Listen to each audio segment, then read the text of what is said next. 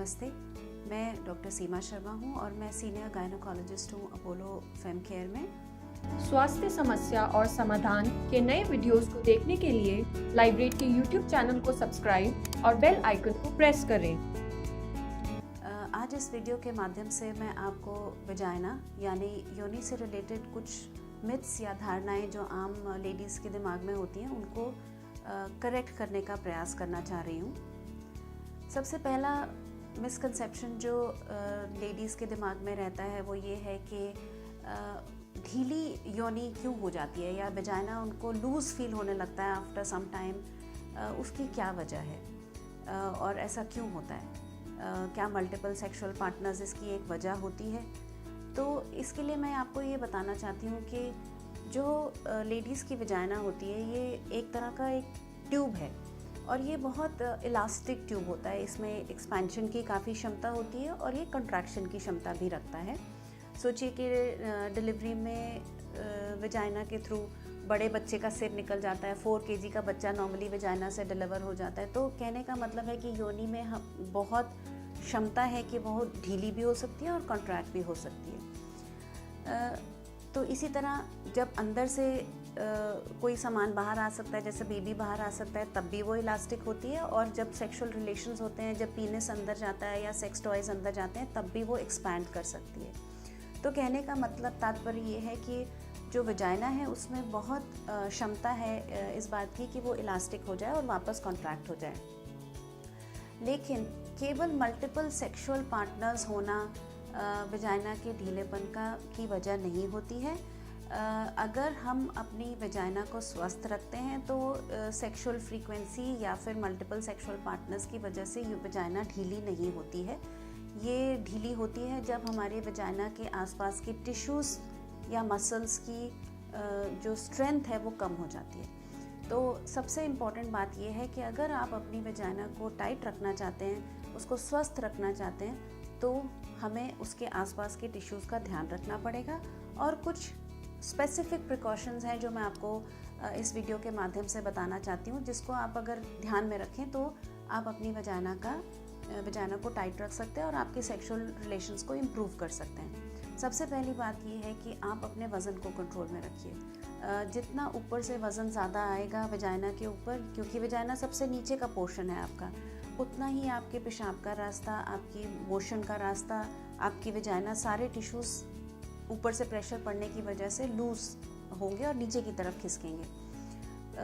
तो जब हम अपना वज़न कंट्रोल में रखते हैं तो वजाइना जो है अपनी शेप में रहती है और पेशाब का रास्ता भी अपनी शेप में रहता है। दूसरा, अगर आपको खांसी रहती है, एस्थमा की प्रॉब्लम है, कोई भी आपको इशू रहता है, जैसे अगर आपको कॉन्स्टिपेशन या स्टूल्स जो हैं बहुत टाइट आते हैं, कब्ज़ी रहती है आपको, तो आप ऊपर से फिर से प्रेशर लगाते हैं या खांसी करते हैं तो भी आपका नीचे को प्रेशर ज़्यादा पड़ता है। ये सब बार बार प्रेशर डालने से नीचे के टिश्यूज़ को वीक करते हैं और हमारी मसल्स लूज़ होने से हमारी वजाइना लूज़ हो जाती है, जिसकी वजह से आपको अपने सेक्सुअल रिलेशंस में प्रॉब्लम्स हो सकती है, आपका प्लेजर कंपोनेंट कम हो सकता है, आपका यूरिन का लीकेज का प्रॉब्लम स्टार्ट हो सकता है। आपको लगेगा आपको जल्दी यूरिन जाना है, आपको होल्डिंग कैपेसिटी कम है और बाथरूम में जाने से पहले आपका थोड़ा सा बूंदे यूरिन का लीक हो जाता है। ये सब प्रॉब्लम्स, या आपको कब्ज़ी हो जाना, ये सब प्रॉब्लम्स आपको बेसिकली लूज़ वजाइना की वजह से होती हैं और उसके साथ साथ जो पेशाब का रास्ता लूज़ हो जाता है उसकी वजह से होती हैं। एक और बहुत इम्पॉर्टेंट चीज़ है जो रूरल लेडीज़ में, जैसे अगर बीड़ी या हुक्का, इवन सिगरेट्स, तो ये जो सारी चीज़ें हैं, निकोटीन है, ये नीचे की मसल्स को वीक करती है और उसकी वजह से भी आपका वजाइना लूज़ हो जाता है। तो अगर आप इन सब चीज़ों का ध्यान रखें कि आप अपना वज़न कंट्रोल में रखें, आपको कॉन्स्टिपेशन हो तो जल्दी ठीक करें, आपको खांसी हो तो जल्दी ठीक करें, कोई भी आप भारी काम करें तो बेल्ट का इस्तेमाल करके करें और स्मोकिंग कम से कम करें, तो ये सब 4-5 जो आपके प्रिकॉशंस हैं, ये सब लेने से आपकी वजाइना स्वस्थ रहेगी।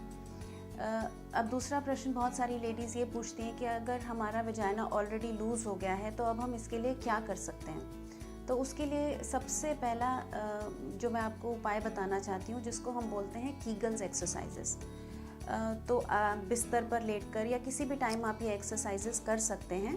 इसमें आपको अपना जो एनस है उसको स्क्वीज़ करना है और बिस्तर पर लेट के करें तो ज़्यादा फ़ायदेमंद रहेगा। इसको 10-10 मिनट के इंटरवल पर दिन में कम से कम 3 बार आपको करना है और नीचे की मसल्स को आपको वजाइना की मसल्स को स्क्वीज़ करके रखना है टू द काउंट ऑफ 10। तो आप अपना मसल्स स्क्वीज़ करें, 10 तक गिनती करें और ढीला छोड़ें और फिर से स्क्वीज़ करें वजाइना की muscles, squeeze and let go. घड़ी देख के कम से कम 5 से 10 मिनट दिन में 3 दफ़ा करने से उसका सबसे ज़्यादा फ़ायदा होता है और आपको विद इन 2 to 3 मंथ्स आपको खुद में लगेगा कि आपके रिलेशंस में और आपके यूरिन होल्डिंग कैपेसिटी में इम्प्रूवमेंट मिलेगी।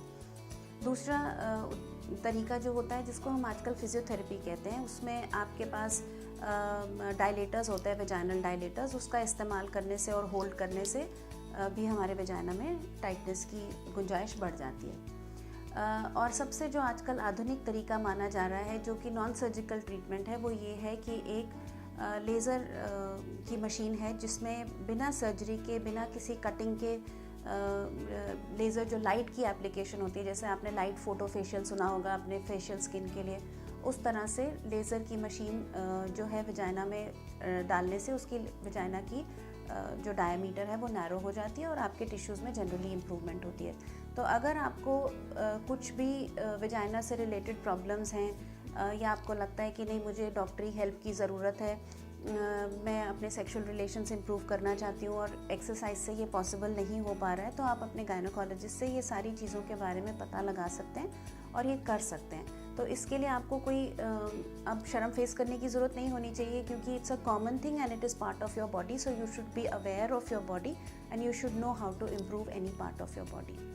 Thank you. अगर आपको ये वीडियो अच्छी लगी हो तो लाइक, शेयर और कमेंट करें।